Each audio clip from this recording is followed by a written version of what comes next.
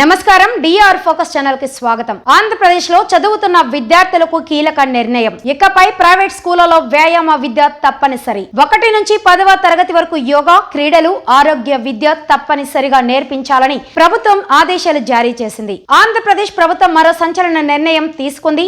రాష్ట్రంలోని ప్రైవేట్ పాఠశాలలో 1 నుంచి 10వ తరగతి వరకు వ్యాయామ విద్యను తప్పనిసరి చేస్తూ పాఠశాల విద్యాశాఖ అధికారిక ఆదేశాలు విడుదల చేసింది. ఈ ఆదేశాలు ఇప్పటికీ అన్ని ప్రైవేట్ స్కూళ్లకు పంపించారు.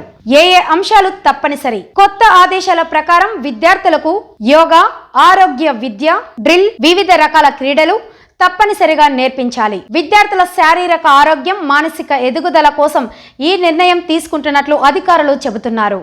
వారానికి ఎంత సమయం కేటాయించాలి? ఈ కొత్త నిబంధనల ప్రకారం ప్రతి తరగతికి వారానికి 6 పీరియడ్లు వ్యాయామానికి కేటాయించాలి. ప్రతి విద్యార్థి రోజుకు కనీసం 1 గంట శారీరక శ్రమ చేయాలి. అంటే ఇకపై చదువుతో పాటు వ్యాయామానికి కూడా పెద్దపీట వేయనున్నారు.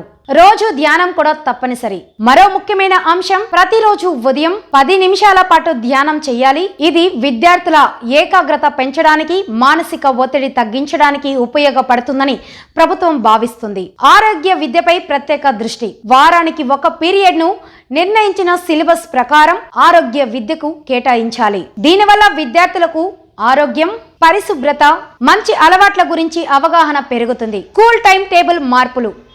ఈ ఆదేశాల నేపథ్యంలో ప్రైవేట్ పాఠశాలలు తమ టైం టేబుల్ను తప్పనిసరిగా మార్చుకోవాలి. ఈ కొత్త టైం టేబుల్ను పాఠశాల విద్యాశాఖ ఇప్పటికీ విడుదల చేసింది. అదే ప్రకారం స్కూల్లో కార్యకలాపాలు నిర్వహించాలి. నైతిక విలువలు కూడా నేర్పాలి. ఈ అంశంపై ఏపీటీఎఫ్ అమరావతి అధ్యక్షుడు సివి ప్రసాద్ స్పందించారు. వ్యాయామ విద్యతో పాటు విద్యార్థులకు నైతిక విలువలు కూడా నేర్పాలని కోరారు. విద్యార్థులు మంచి పౌరులుగా, బాధ్యతాయుతమైన వ్యక్తులుగా ఎదగాలంటే ఇవి కూడా చాలా అవసరమని ఆయన అభిప్రాయపడ్డారు. 10వ తరగతికి యోగా అమలు.